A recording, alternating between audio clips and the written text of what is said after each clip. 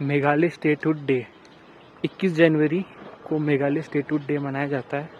तो Meghalaya statehood day के अवसर पर मैं आपको कुछ मेघालय से रिलेटेड कुछ बातें बताना चाहूँगा। जैसे कि जो मेघालय राज्य है वो 21 जनवरी 1972 को बना था, क्योंकि पहले तक जो मेघालय राज्य था वो आसाम के अंडर आता था।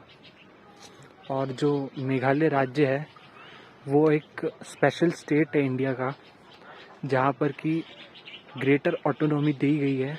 और जो मेघालय राज्य है वो 6वीं अनुसूची के अंदर आता है इंडिया के अंदर। मेघालय के अंदर 6 शेड्यूल लागू है जो कि मेघालय को ग्रेटर ऑटोनॉमी देता है।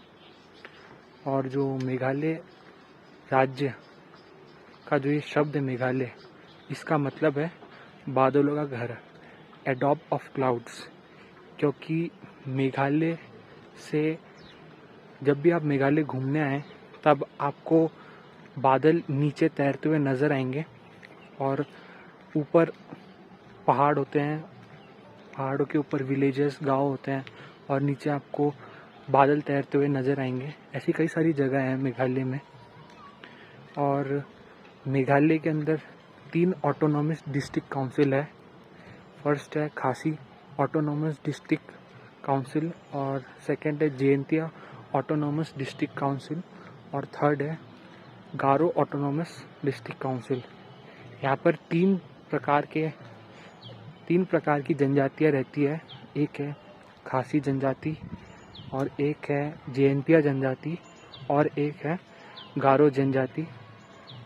लेकिन फ़िलहाल में खासी और जयंतिया को यूनाइटेड कर दिया गया है, ये एक साथ है। और गारो जो है वो अलग है।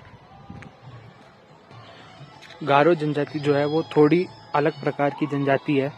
खासी और जयंतिया जनजाति थोड़ी एक दूसरे में थोड़ा इनमें सिमिलैरिटीज़ है, इसीलिए अभी इनको यूनाइटेड कर दिया गया है इनके डिस्ट्रिक्ट काउंसिल को। पर गारो डिस्ट्रिक्ट काउंसिल जो है वो अलग है।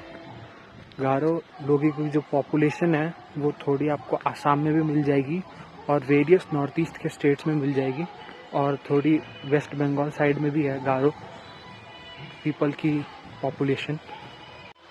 अगर आपको कोई डाउट है या फिर आपको कुछ अपने तरफ से बताना है तो कमेंट सेक्शन में आप बता सकते हैं।